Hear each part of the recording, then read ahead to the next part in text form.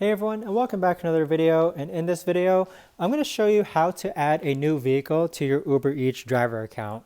So this video is going to be particularly useful for individuals. Let's say that you got a new car and you want to go ahead and use that for Uber Eats driver. How do you actually go ahead and connect your car to a new account? Now this video is going to be short, sweet, and simple, guys. There's not going to be a lot of steps involved. But what you're going to do first is that you're going to click on the hamburger icon on the upper left hand corner.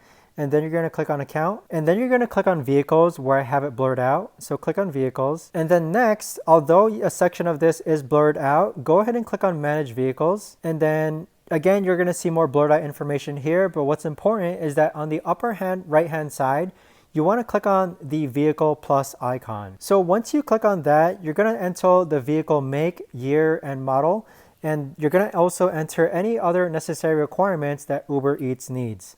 But simply follow the prompts from here, guys, in order to add your vehicle to Uber Eats. But that right there, guys, is the best and easiest way that I know of to actually go ahead and do this.